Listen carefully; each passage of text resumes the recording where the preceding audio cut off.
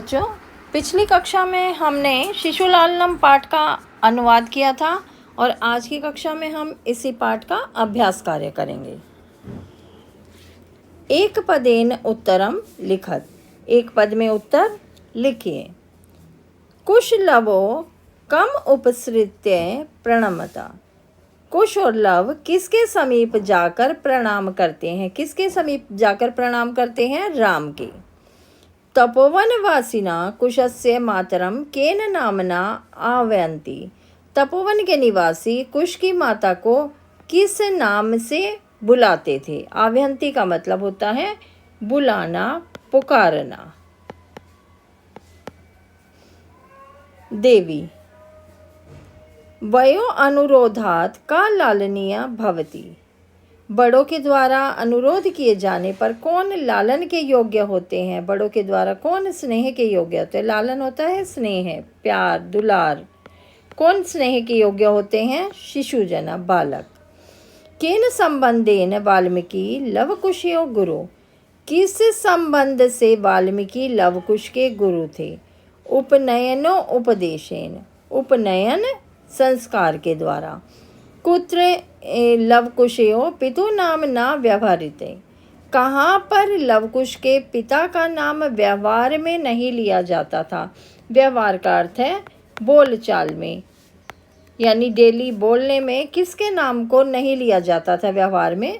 कहाँ पर? तपोवन में। यानी तपोवन में जो लव और कुश हैं अपनी माता सीता के साथ तपोवन में रहते थे, तो तपोवन के निवासी कोई भी राम का नाम नहीं लेते थे व्यवहार में, यानी लव कुश के पिता का नाम उनके सामने नहीं लिया गया था। प्रश्न 2। अधोलिखितानां प्रश्नानां उत्तराणि संस्कृत भाषया लिखत। अधोलिखित, नीचे लिखे गए प्रश्नों के उत्तर संस्कृत भाषा में लिखिए। रामाय कुशलवयो कंठश्लेषस्य स्पर्श कीदृशा आसीत्। राम का कुश और लव के लिए कंठ से स्पर्श करना किस प्रकार का था? रामाय कुशलवयो कंठाश्लेषस्य स्पर्श हृदयग्राही आसीत्। राम का लव और कुश से जो हृदय लगाकर स्पर्श करने वाला था वो कैसा था? हृदयग्राही, हृदय को संतोष देने वाला। कैसा स्पर्श था? हृदय को संतोष देने वाला, सुख देने वाला स्पर्श था। अगला प्रश्न है, रामः लवकुशो कुत्र उपवेशयितुं कथयति। राम लव और कुश को कहाँ बिठाना चाहते थे? राम लवकुशो स्वांके उपवेशयितुं कथयति। राम लव और कुश को अपने अंक में बिठाना चाहते थे। अंक, स्वांक अपनी गोद में। अंक किसे कहते हैं? गोद में। अपनी गोद में कौन बिठाना चाहते थे? राम। किसे बिठाना चाहते थे? लव और कुश को। बाल भावात हिमकरा कुत्र विराजते। बाल भाव के कारण जो चंद्रमा है वो कहाँ पर विराजित है? बाल भावात हिमकरा पशुपति मस्तके विराजते। बाल भाव के कारण जो हिमकर है, चंद्रमा है, भगवान शंकर के मस्तक पर विराजमान है। पशुपति किसे कहते हैं? शंकर भगवान। और मस्तके का अर्थ होता है मस्तक पर। मस्तक पर विराजमान है। कुश लवयो वंशस्य कर्ता का। कुश और लव के वंश के कर्ता कौन था? यानी किस वंश में उत्पन्न हुए थे? कुश लवयो वंशस्य कर्ता सहस्र अदिति आसीत्। सहस्र अदिति किसे कहते हैं? सूर्य। लव और कुश के वंश के कर्ता कौन थे? सूर्य, भगवान सूर्य। लवकुशयो मातरम वाल्मीकि केन नामना आह्वयति। लव और कुश की माता को वाल्मीकि किस नाम से बुलाते थे? लवकुशयो मातरम वाल्मीकि वधु इति नामना आह्वयति। किस नाम से बुलाते थे? वधु। अगला प्रश्न, रेखांकित पदेषु विभक्ति तत्कारणम उदाहरणम अनुसारम निर्देशित। जो रेखांकित पद हैं इनकी विभक्ति उदाहरण के अनुसार बताइए।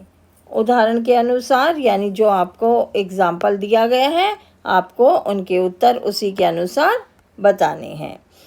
प्रश्न 3 इस प्रकार है, राजन अलम अलम अति दाक्षिण्येन, हे राजन अत्यधिक दाक्षिण भाव रहने दीजिए। कौन सी विभक्ति दाक्षिण्येन में है? तृतीया विभक्ति अलम। अलम के योग में हमेशा ही तृतीया विभक्ति का प्रयोग किया जाता है। तो किसके योग में यहाँ पर तृतीया विभक्ति है? अलम के योग में। राम लव कुशौ अर्ध आसनम उपवेश्यति, राम लव और कुश को आधे आसन पर बिठाना चाहते हैं। तो उप का अर्थ होता है निकट, समीप। तो समीप अर्थ में हमेशा ही द्वितीय विभक्ति का प्रयोग होता है। कौन सी विभक्ति का प्रयोग होता है? द्वितीय विभक्ति का प्रयोग होता है। और विष धातु है या कौन सी धातु के योग में? विष धातु के योग में। धिक माम भूतम, मुझे धिक्कार है। तो धिक के योग में कौन सी विभक्ति है? द्वितीया। धिक के योग में कौन सी विभक्ति है? द्वितीया, धिक्कार। अंक व्यवहितम अध्यासताम सिंहासनम, और आधे आसन में बिठाना चाहता है। यहाँ अधि उपसर्ग है, अधि उपसर्ग है और आस धातु है। अलम अति विस्तरेण, अत्यधिक जो विस्तार है वो रहने दीजिए। अलम के योग में कौन सी विभक्ति है? तृतीया। अलम के योग में कौन सी विभक्ति है? तृतीया। तृतीया विभक्ति किसके योग में आती है? अलम के योग में। अब अगला है रामम उपसृत्य प्रणम्य, राम पास जाकर प्रणाम करता है। तो यहाँ उपसृत्य में है उप धातु, और उपसृत्य में है उपसर्ग श्री धातु के योग में, प्रणाम करने के योग में यहाँ उपसर्ग है। अगला प्रश्न,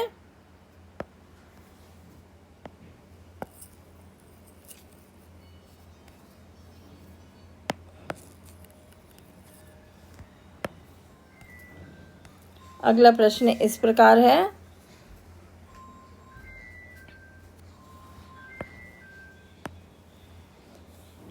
जानाम्यहं तस्य नामधेय अस्मिन् वाक्ये कर्तृपदम किम, मैं उनका नाम जानता हूँ, इस वाक्य में कर्ता कौन है? कर्ता यहाँ है अहम, मैं उनका नाम जानता हूँ। किम कुपिता इव भणति उत प्रकृतिस्तथा अस्मात् वाक्यात् हर्षिता इति पदस्य विपरीतार्थं पदम चित्वा लिखत। क्या वह क्रोधित होकर बोलती है या प्रकृति स्वभाव में, यानी कि नॉर्मल जैसे हम बातचीत करते हैं उस प्रकार से बोलते हैं?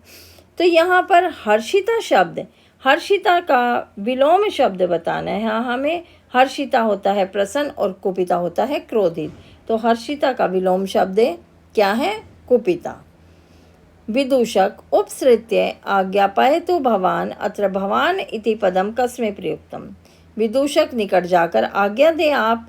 तो यहाँ पर भवान शब्द का प्रयोग किसके लिए हुआ है? आप शब्द का प्रयोग किसके लिए हुआ है? राम के लिए। तस्माद् व्यवहतम अध्यास्ताम सिंहासनम अत्र क्रियापदम किम, अध्यासताम, अध्यासताम में इसमें सिंहासन पर आधे आसन पर बैठिए। तो बैठने में अध्यास्तम में क्या है? क्रिया है। क्रिया जो होते हैं, हम किसी कार्य को करते हैं वो काम को करना क्रिया कहलाता है। तो यहाँ क्रिया क्या है? अध्यासताम। वयस्तु न किंचिद अनंतरम अत्र आयुषा इत्यर्थे किम पदम प्रयुक्तम, यहाँ आयु का प्रयोग किससे किया गया? आयुष होती है उम्र, और वयस, वयस भी किसे कहते हैं? आयु को। तो आयु के लिए किसका प्रयोग किया गया है? वयस शब्द का प्रयोग किया गया है।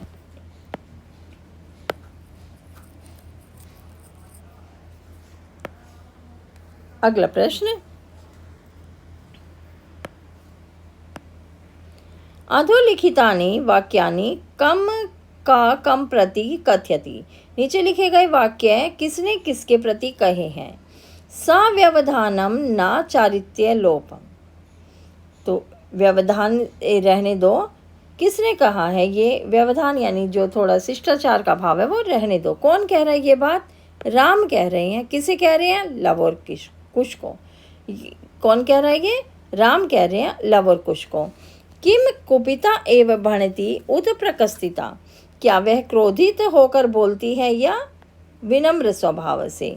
विदूषक कुशम, तो ये बात कौन कह रहा है? विदूषक कह रहे हैं। किसको कह रहे हैं? कुश को।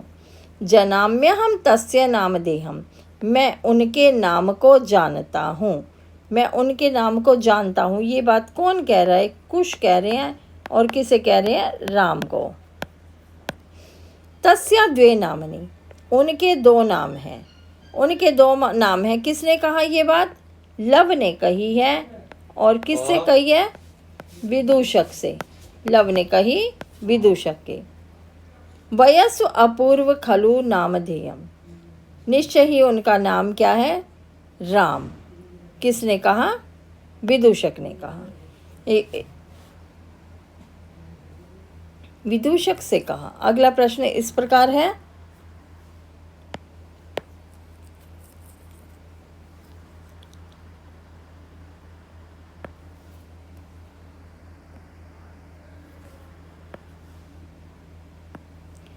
मंजुषात पर्याय पदम चित्वा पदानाम समक्षम लिखत।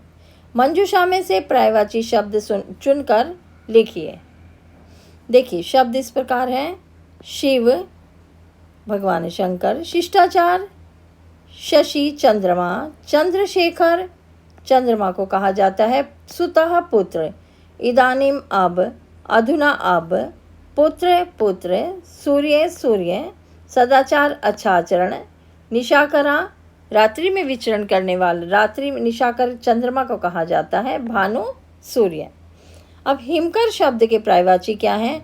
हिमकर के हैं शशि निशाकरा। संप्रति, संप्रति का अर्थ होता है इदानीम अब, अधुना। समुदाचार शिष्टाचार सदाचार। पशुपति शिव चंद्रशेखरा। तनय सुतः पुत्र। सहस्र अदिति, सहस्र अदिति किसे कहते हैं? सूर्य भानु।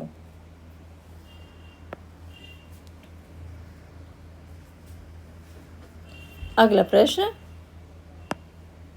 विशेषण विशेष्य पदानि योज्यत। उदार शलाघ्या कथा, उदारत्रम्य समुदाचार, अति दीर्घ प्रवास, समरूप, कुटुंब वृत्तांत, हृदयग्राही स्पर्श, हृदय को छूने वाला स्पर्श, कुमारियों लवकुश। अधोलिखित पदेषु संधि कुरुत, नीचे लिखे गए पदों की संधि कीजिए। द्वयो जमापि द्वयोर अपि, दौ जमापि द्वापि, क जमात्र कोअत्र, अनभिज्ञ जमा अहम अनभिज्ञो अहम, इति आत्मानम इत्यात्मानम। तो बच्चों आपको ये वीडियो कैसी लगी? अगर अच्छी लगे तो लाइक और सब्सक्राइब अवश्य करिए। अगली वीडियो में मैं आपको 10वीं कक्षा के अगले पाठ का अनुवाद करवाऊंगी। धन्यवाद।